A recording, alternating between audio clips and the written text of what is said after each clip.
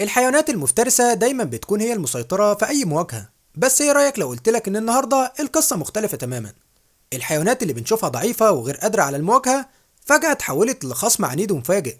في فيديو النهاردة هنعرض لكم مواقف مدهشة لحيوانات واجهت الخصم الخطأ، وخلينا نشوف مع بعض ازاي كانت ردود أفعالهم. أنا محمود المغربي، دعمك بلايك للفيديو والاشتراك في القناة هيكون شرف كبير ليا. صلى على الحبيب ويلا بينا نبدأ الفيديو. حيوان الباما معروف انه قوي جدا، لكن المرة دي وقع مع خصم صعب زي الغوانة اللي وزنه اكتر منه ب3 اضعاف، وكمان عنده مهارة في الهروب من الحيوانات المفترسة. بعد محاولات كتير ومعركة طويلة الغوانة قدر يهرب من الباما وكمان قدر يعلم عليه.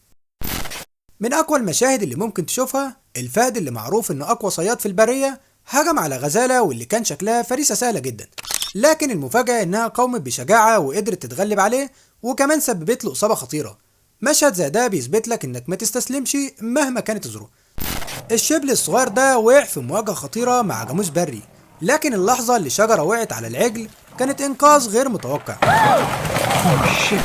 التمساح ده دخل نفسه في مشكلة كبيرة لما فكر يهجم على التمساح التاني، لكن رد فعل التمساح التاني كان غير متوقع تماما.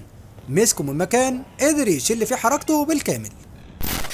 اللبوة دي حاولت تهاجم الظبي علشان تصطاده، لكن المواجهة كانت أصعب مما توقعت. الظبي بدأ يدافع عن نفسه بقرونه وقدر يصيب اللبوة إصابة قوية، وده خلاها تهرب من المكان بدون أي تفكير. على الرغم من إن الخروف التاني كان مستعد للنطحة، لكن النتيجة عكس المتوقع تماما. النمر هنا دخل في مواجهة من أصعب المواجهات بالنسبة له لما فكر يخلي القنفذ فريسة ليه، لكن بصراحة القنفذ كان عنده طريقة دفاع ذكية جدا، وبعد محاولات طويلة النمر ما قدرش يصطاده وطلع القنفذ خصم صعب جدا عليه. وحيد القرن هنا ارتكب غلطة حياته لما اختار يواجه الفيل.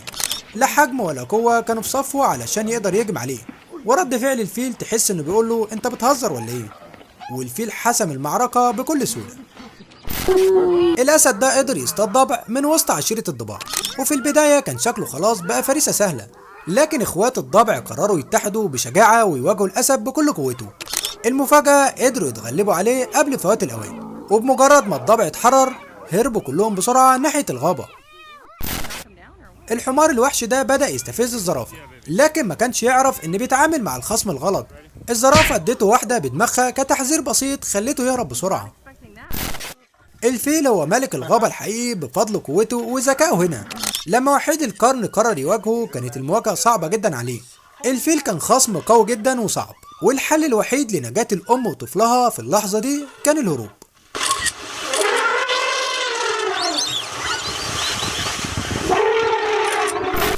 حيوانات وحيد القرن هنا ارتكبت أكبر غلطة في حياتها لما قررت تواجه حيوان الظبي.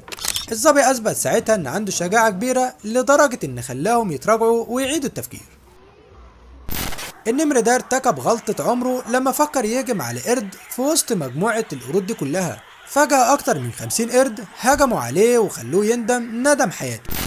الغزالة دي وهي بتحاول تشرب مية من البحيرة كانت محظوظة جدا لأنها قدرت تهرب من هجمة التمساح المفاجئ، وده كله بفضل رد فعلها السريع في اللحظة المناسبة. في المشهد ده رغم ذكاء التعبان النمر كالعادة أثبت تفوقه في اصطياد فريسته بطريقة ذكية وسهلة جدا. استغل النمر الفرصة ونفذ عملية الصيد بنجاح وقدر يسيطر على التعبان، لكن المفاجأة كانت في محاولات التعبان المستميتة اللي بفضل ذكائه قدر يهرب في آخر لحظة عن طريق البحيرة. الكلب ده وهو بيواجه السحلية رغم حجمها اكتشف انها خصم صعب جدا. السحلية هجمت عليه بطريقة خلته يعيد التفكير 1000 مرة قبل ما يحاول يواجهها مرة تانية. مجموعة من الأسود نجحوا في اصطياد سحلية، لكن المفاجأة كانت لحظة تدخل الجاموس البري لإنقاذها. المشهد كان غير متوقع لدرجة إن الأسود اضطرت تتراجع بالكامل. ذكرين من الدببة دخلوا في مواجهة شرسة جدا زي ما مواجهات الدببة دايما بتكون. من الواضح ان المشكلة كانت كبيرة بينهم ومحدش كان عارف يحلها او حتى يفهمها لحد دلوقتي. في النهاية واحد منهم اضطر يستسلم وهرب من المواجهة. التعبان ده بسبب غلطة بسيطة لما قرر يدخل المزرعة اللي فيها الكلاب اخد درس قاسي جدا، والغريب ان الكلاب واجهته بطريقة ذكية جدا وخلوه فريسة سهلة بالنسبة لهم في لحظة واحدة. الأسد ده في اللحظة اللي قرر يقرب فيها من أشبال اللبؤات اتفاجئ بتجمعهم عليه بشكل غير متوقع، وساعتها خلوه في موقف صعب جدا. ايه يا عم انت شكلك مش مسيطر ولا ايه؟ الراكون الغلبان ده بالغلط دخل حديقة القرود، وساعتها كان في عداوة قديمة بينهم. القرود مسكته وعلمته درس يخليه يفكر 1000 مرة قبل ما يحاول يدخل هنا تاني. النسر معروف انه صياد مفترس واي فريسة قدامه بتبقى لعبة سهلة، لكن المرة دي اتورط في مواجهة صعبة مع الظابي الجبلي اللي دافع عن نفسه بذكاء وشجاعة. الظابي ما استسلمش رغم محاولات النسر المستمرة، وفضل يقاوم لحد ما النسر اضطر يسيب المعركة وندم ان فكر يواجهه اصلا. العجل الصغير ده فضوله خلاه يقرب ناحية السلحفة اللي كانت موجودة، لكن رغم حجمها السلحفة علمته درس ما ينساهوش ويخليه يفكر مليون مرة قبل ما يعمل الحركة دي تاني. وحيد القرن من الحيوانات اللي الهزار معاها مرفوض تماما. الجاموس البري ده ارتكب غلطة عمره لما قرر يدخل في مواجهة معاه، وساعتها وحيد القرن علمه درس محترم. وعلى الرغم من انهم كانوا مجموعة، قدر وحيد القرن يثبت ان خصمه صعب جدا عليهم.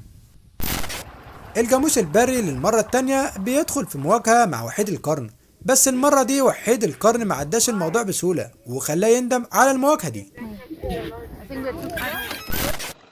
مجموعة من الأسود حاولت تفترس حيوان النو، لكن المرة دي الوضع كان مختلف تماما.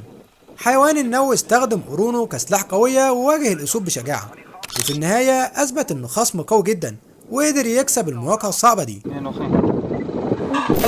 الثعلب ده غلط غلطة كبيرة لما قرر يواجه القط الصغير ده، وعلى الرغم من قوته القط دافع عن نفسه بشجاعة كبيرة، وفي النهاية الثعلب ما قدرش يعمل معاه حاجة والقط هرب لمكان صعب يوصله. للأسف التمساح المسكين ده وقع في مواجهة صعبة جدا مع الأناكوندا. لو ركزت هتسمع صوت الاستغاثة اللي بيطلعها، لكن الموقف للأسف انتهى تماما لأن الأناكوندا مستحيل تفرط في فرصة زي دي.